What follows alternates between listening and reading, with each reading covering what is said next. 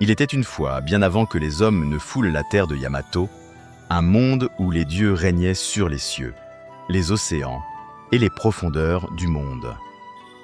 Au cœur de ce panthéon sacré se trouvait une divinité éblouissante, source de lumière, de chaleur et de vie.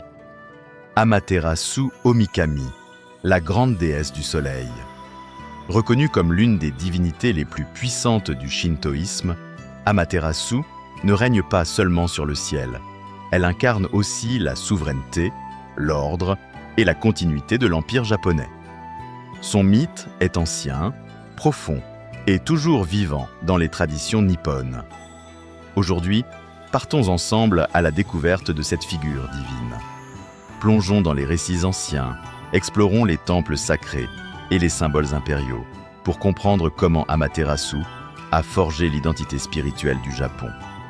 Tout commence avec Izanagi et Izanami, les dieux primordiaux chargés de créer les îles du Japon. De leur union naquirent de nombreux kami, des divinités de la nature, mais aussi des êtres célestes au destin unique. Lorsqu'Izanami mourut après avoir donné naissance au dieu du feu, Izanagi, dévasté, entreprit un voyage vers le monde des morts pour tenter de la ramener.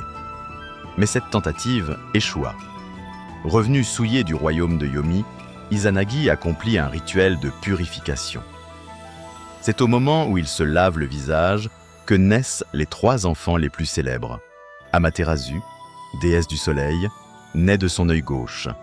Tsukuyomi, dieu de la lune, naît de son œil droit. Susanoo, dieu de la tempête et des océans, surgit de son nez. Ainsi naquissent Amaterasu, de la lumière et de la purification. Elle fut immédiatement associée au pouvoir du ciel, à l'ordre céleste et à la souveraineté divine. Amaterasu n'est pas qu'une simple déesse du soleil.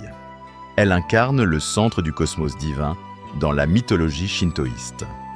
Sa lumière est perçue comme une bénédiction, et son regard bienveillant veille sur le monde des hommes comme celui d'une mère protectrice.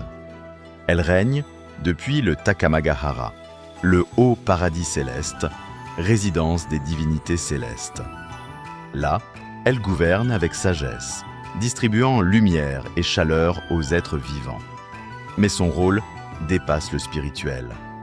Amaterasu est aussi liée à la lignée impériale japonaise. Selon les textes anciens, l'empereur descendrait directement d'elle par l'intermédiaire de son petit-fils, Ninigi no Mikoto, qu'elle envoya sur Terre pour gouverner. Cette légende fonde le caractère sacré de l'empereur du Japon, considéré comme un descendant direct de la déesse solaire. Amaterasu n'a pas toujours régné dans la paix. Son frère, Susanoo, dieu de la mer et des tempêtes, est connu pour son tempérament impulsif et destructeur. Jaloux de sa sœur, il sema le chaos au Takamagahara. Il détruisit les rizières, démolit les digues sacrées et jeta une dépouille d'un cheval céleste dans la salle de tissage d'Amaterasu, profanant son sanctuaire. Devant tant d'affronts, Amaterasu prit une décision radicale. Elle se retira dans une caverne, la grotte d'Amano Iwato, bloquant l'entrée avec un immense rocher. Privé de sa lumière, le monde sombra dans l'obscurité. Les dieux furent pris de panique. Les récoltes dépérissaient, les hommes vivaient dans les ténèbres. Un monde sans Amaterasu était un monde sans vie. Pour faire sortir Amaterasu de sa cachette, les dieux mirent au point un stratagème aussi symbolique que théâtral. Ils organisèrent une grande fête devant la caverne. La déesse Ame-no-Uzume, divinité joyeuse de la danse et de l'aube, se mit à danser de façon exubérante, presque provocante, suscitant les rires des dieux. Intrigué par ces éclats de joie, Amaterasu entr'ouvrit la pierre. Et à ce moment, les divinités lui présentèrent un miroir sacré qu'ils avaient placé devant l'entrée. Amaterasu vit son reflet et fut captivé. Pendant ce moment de distraction, le dieu Tajikarao saisit la pierre et la tira, libérant ainsi la lumière dans le monde. Ce miroir, appelé Yata no Kagami, deviendra l'un des 3 trésors sacrés du Japon, symbole de vérité et de pureté. Le culte d'Amaterasu reste au cœur du shintoïsme, la religion originelle du Japon. Son sanctuaire principal se trouve à Ise, dans la préfecture de Mie. C'est l'un des lieux les plus sacrés du pays, accessible uniquement à quelques prêtres et à la famille impériale. Chaque 20 ans, selon un rituel immuable, le sanctuaire est reconstruit à l'identique, perpétuant un cycle de renouvellement spirituel millénaire. Amaterasu est aussi représenté par les 3 trésors impériaux. Le miroir Yata no Kagami, la sagesse. L'épée Kusanagi no Tsurugi, la bravoure. Le joyau Yasakani no Magatama, la bienveillance.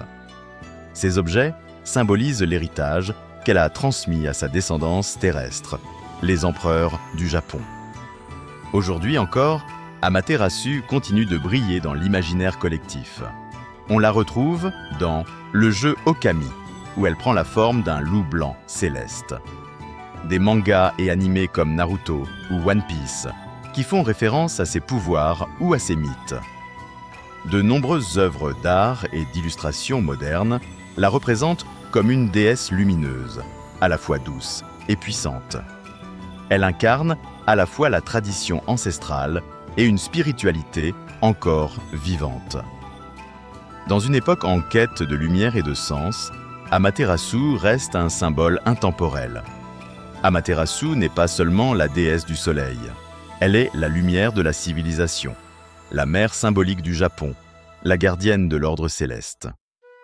Son mythe nous parle de conflit, de réconciliation, de transmission et de responsabilité.